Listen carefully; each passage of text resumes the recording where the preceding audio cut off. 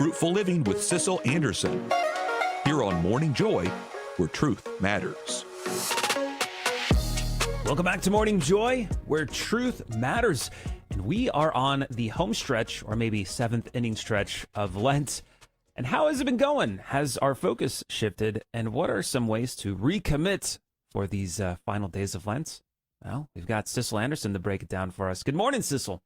Good morning, Keith. It's great to be here with you. And I don't know if you were like me, but last week, or like the beginning of this week, I guess, our parish sent out an email with the title, the subject line being like, last week of Lent. And I went, what? I'm so sorry. When did that happen? And meaning that, like, next week's Holy Week, we are in the final stretch here. And I thought, oh my goodness. And I'm sure other people, I'm really praying I'm not alone in this, that you kind of get to this point where you go, oh my goodness, has this Lent been fruitful? You start thinking, like, have I done the things that I said I was going to do? Or has it completely fallen apart? Pretty much everybody I talk to talks about either the beginning of Lent was a little rough, or we're in the middle stretch got a little rough, or here at the ending it's a little bit rough. But I'm curious for you, Kent. For you, sorry, I just completely I just gave you a new name today. I put Keith and Lent together and named you Kent. Hey, it's okay. I've been called worse. Keith, what has your Lenten journey been like so far this year? Well, as Keith, it's been. I'll be honest. It's been a struggle. My wife and I were just talking about this, like how much distraction, how much really of our interior peace has been disrupted, and you have to try to look at it obviously from a grander perspective. Like, there's probably a reason for this to help us, dive deeper into Lent just a little bit more, as especially we're coming towards the final days of Lent. But it's been tough, probably tougher than most Lents. If I can be honest. I think that's totally fair. I think most people, again, like I said, I've talked to, have had a struggle at some point during this Lenten season. And it made me think, because I also am in that same boat of being like, oh my goodness, I came in, you always come into Lent so strong. You're just like, this is what I'm going to do. This is what it is. And I spent a lot of time praying beforehand, like discerning, like, Lord, what is it that you want me to focus on? Where do you want me to grow? What do you want me to learn this Lenten season? And, it came down to kind of one word really for me was one that I wanted that God's like, you need to work in these areas. And the word was relationships. And specifically, I kind of started out the beginning of Lent. I was going to, and I did for like the first week and a half, go to adoration, or at least do like 5 minutes sitting in a church daily. And then that kind of turned when life got a little crazy to being like, let me be more intentional about going to adoration several times a week rather than just that. And then I also, on the other side, so I wanted to work on my relationship with God. And then I also wanted to, desire to grow in relationships that are in front of me. So like people I live with, the people maybe I haven't talked to in a while. I wanted to be very intentional. My roommates and I, we kind of started an agreement that, again, hasn't gone entirely well, but in different ways it has, of like, inviting people over for dinner that we've been saying that we'll have over. You kind of do that thing of like, oh, one day. But I was like, you know what, let's be intentional now and do this. And then somewhere along the way, everything got very chaotic. And I kind of feel like I sat here going like, man, I haven't done nearly what I said that I was going to do, which is typical. But then I started thinking about it more, because you kind of get down into this like, wow, I failed Lent situation. You start thinking that. And then I started pondering more what has been going on and what I have been doing. And yes, certainly there were some ways I could improve, but I kind of noticed that what happened was God took, as he does best, my plans and purified them a lot more and made them be what they needed to be, what they actually needed to be. And it's still very relationally based. There were a lot of things, like I've had to have a lot of conversations with people on relationships. I've had to like work on relationships I didn't think I was going to be working on. Just so many different things with surrounding the subject of relationships. And I thought, well, this is interesting. I've actually done more than I thought I did, but it was in God's timing, God's will, what he desired for me to do, which is what I should have been doing from the start. so he basically took what I had originally gone with and made it better and made it like this. You think this is how you need to work on this. Let me show you how you actually need to work on this. So I don't know. I just wanted to put that out there for maybe sometimes for people listening, you might find yourself in a similar situation where you feel like you've completely just bombed Lent, to really take a moment to reflect on where the last few weeks were, what you started out to do, and see where God has shown up and maybe changed how that was going to happen, and you didn't recognize it. I was thinking last night when I was pondering this, it's kind of like letting life Lent, like just letting your life Lent, because there are going to be things that come up that you're going to just have to endure, hard things, and maybe your Lent this year was just simply how you responded to those things coming up, the hardships that came up. And so we come in with really grand plans, but it's okay if we allow the Lord to change what that is. I feel like that would be a great T-shirt idea. Let life Lent. Yes, I have great ideas, guys. Execution not so great, but I have great ideas. Well, it's true. I mean, I had this whole list of things that I was gonna do for Lent, and yeah, it seems like every time I do that, either half of it gets just completely forgotten, or it just doesn't end up happening, and then sometimes it takes God doing something in my life, then it's like an aha moment, like, oh, this is really what I should have been doing. I probably should have prayed about it more, about what I really should have done, as opposed to just getting hit with the brick, a spiritual brick. I don't know. No, for sure. We're always just like, we want to force everything into, and obviously Lent is a time of discipline. There's like a legitimate, like when we do fasting, it is building discipline, and it's helping us just be less and less attached to things of this earth.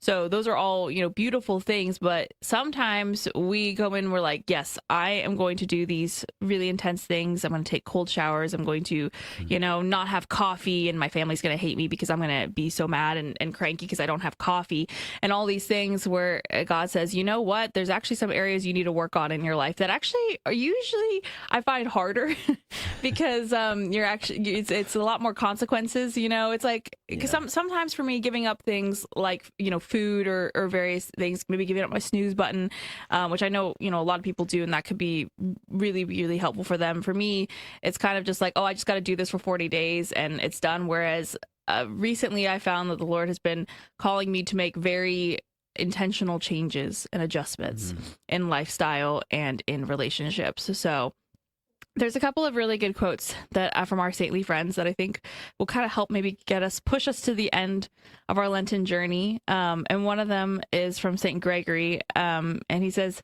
"Give something, however small, to the one in need, for it is not small to the one who has nothing. Neither is it small to God if we have given what we could." So if you're reflecting on your Lenten season, you're like, I didn't do much, I didn't give much. Maybe look back and just see, did I give what I could?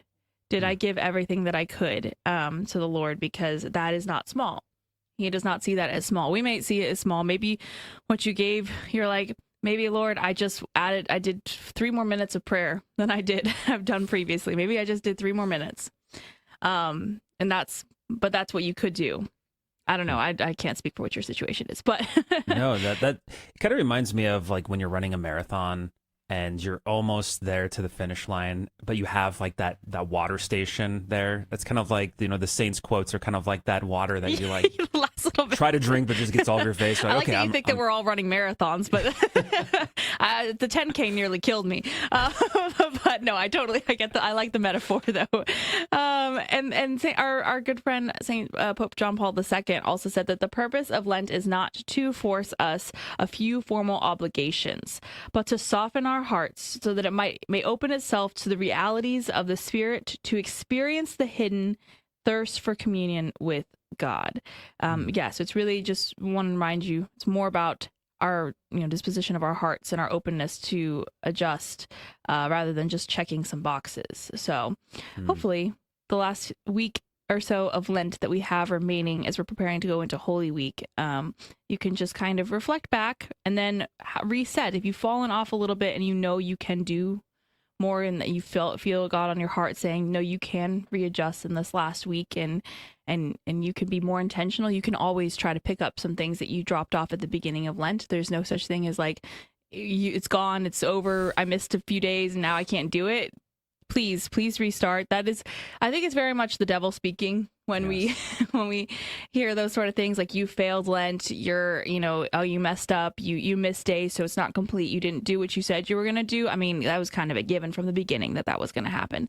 Yeah. And so the best thing you can do is how you respond is to just reset and continue on and let your life Lent. That was right. Did I say that right? Yeah. I made it up and I can't say it. Well, you coined a brand new term, so yeah. It's... I coined a brand new term on my drive home last night is when my brain thought of it. Because I was pondering how my Lent had been going. Yeah. You verbed Lent, and I like it. It's good. I love verbing words. Well, so kind of thinking about this coming Friday, there's a lot going on with you. Like you're going to be hosting Back to the Father this Friday afternoon at 1 p.m. Central on GRN Online. So what are you going to be talking about?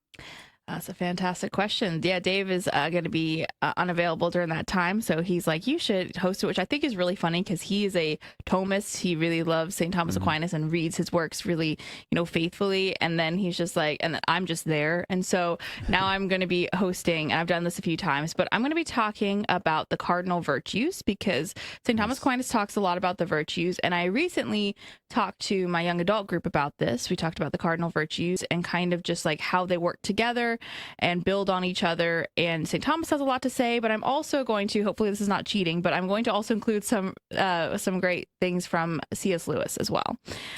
So between the two of them, we can cover hopefully our bases and have a greater understanding but a very simple understanding, I think, of the virtues. I like when you keep things simple. Yes. I can understand simple. I am simple. Yes. And so, yeah, great point. Senior producer Tim let us know. Yeah, hit that bell notification on YouTube if you're following or subscribed to GRN Online on YouTube or Rumble. That way you'll be notified of when shows like Morning Joy or Back to the Father or Young and Present. Yeah, great stuff. All right. Hey, that is the end of our first hour. Thank you so much, Sissel. Now, if you're unable to stick around with us after this coming break, hey, we'll also have the second hour ready for you either on Spotify, Apple Podcasts, or YouTube and Rumble. So for those leaving, we'll see you bright and early tomorrow morning, 6 a.m. Central, 7 a.m. Eastern.